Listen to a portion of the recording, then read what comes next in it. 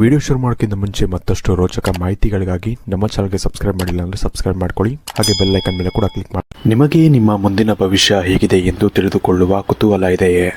ಹಾಗೆ ನಿಮ್ಮ ಮಕ್ಕಳ ಮುಂದಿನ ಭವಿಷ್ಯ ಹೇಗಿದೆ ಎಂದು ತಿಳಿದುಕೊಳ್ಳುವ ಕುತೂಹಲ ಕೂಡ ನಿಮಗೆ ಇದ್ದೇ ಇರುತ್ತೆ.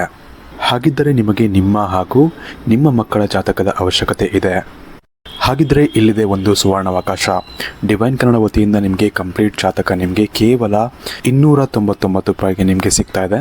ಈ ಜಾತಕದಲ್ಲಿ ನಿಮಗೆ ವಿದ್ಯಾಭ್ಯಾಸ, ವಿವಾಹ, ಉದ್ಯೋಗ, ಆರೋಗ್ಯ, ಸಂತಾನ ಹಾಗೆ ವ್ಯಾಪಾರ ವ್ಯವಹಾರಕ್ಕೆ ಸಂಬಂಧಪಟ್ಟಂತಹ ಎಲ್ಲ ಮಾಹಿತಿಗಳು ನಿಮಗೆ ಈ ಒಂದು ಜಾತಕದಲ್ಲಿ ನಿಮಗೆ ಸಿಗುತ್ತೆ.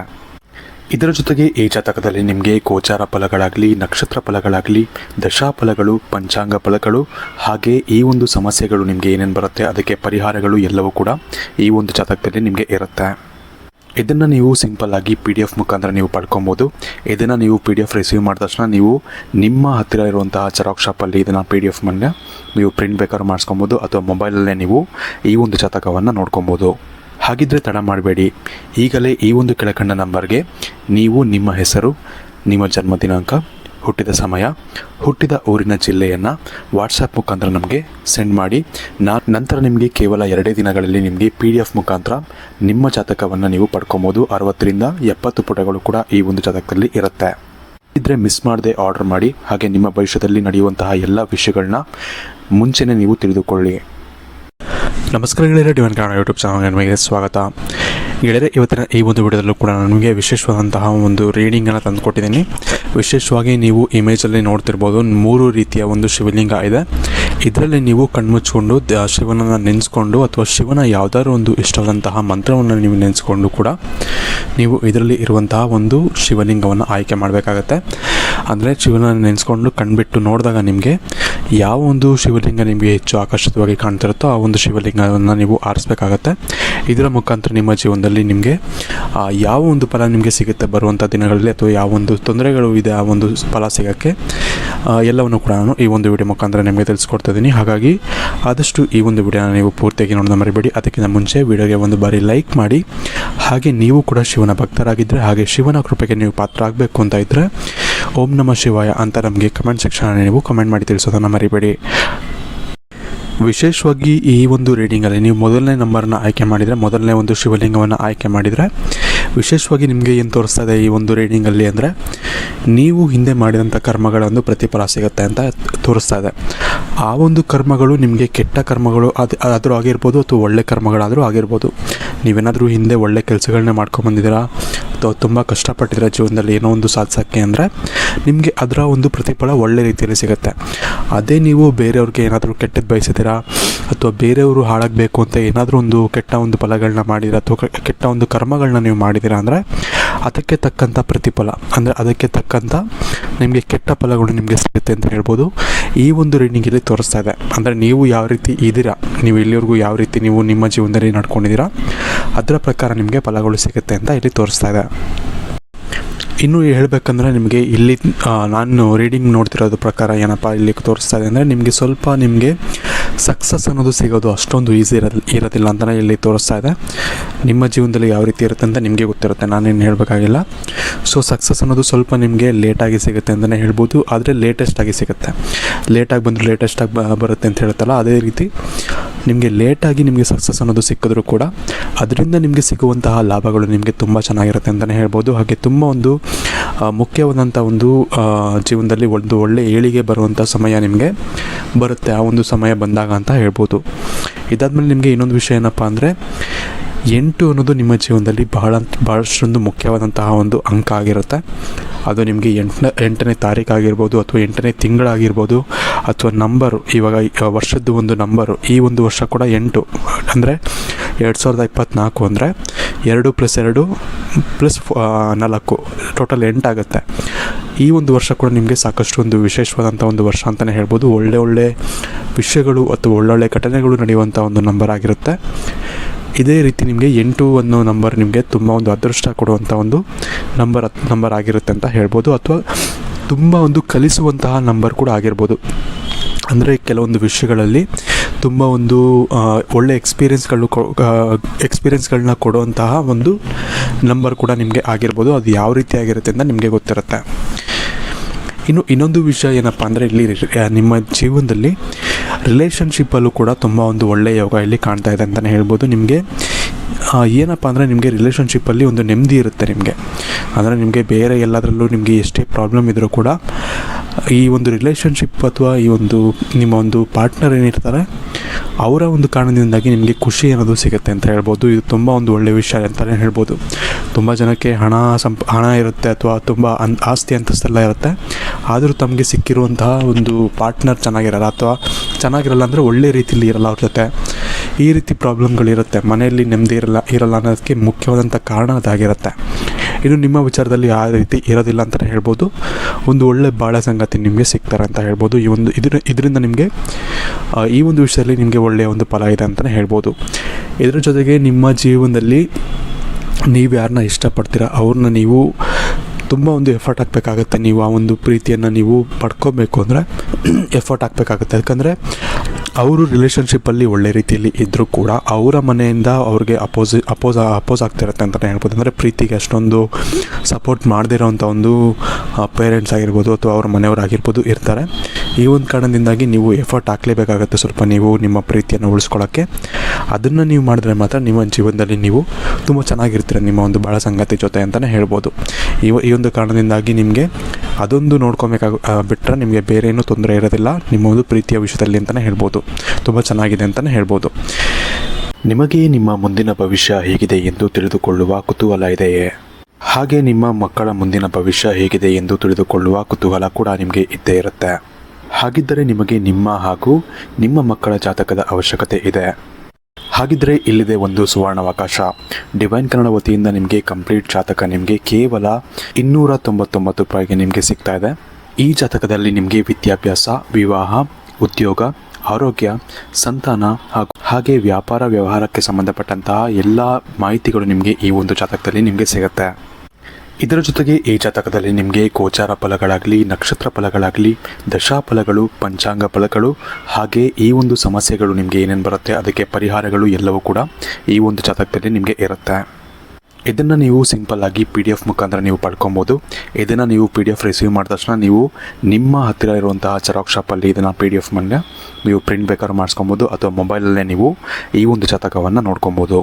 ಹಾಗಿದ್ದರೆ ತಡ ಮಾಡಬೇಡಿ, ಈಗಲೇ ಈ ಒಂದು ಕೆಳಕಂಡ ನಂಬರ್ಗೆ ನೀವು ನಿಮ್ಮ ಹೆಸರು, ನಿಮ್ಮ ಜನ್ಮ ದಿನಾಂಕ, ಹುಟ್ಟಿದ ಸಮಯ, ಹುಟ್ಟಿದ ಊರಿನ ಜಿಲ್ಲೆಯನ್ನು ವಾಟ್ಸಪ್ ಮುಖಾಂತರ ನಮಗೆ ಸೆಂಡ್ ಮಾಡಿ.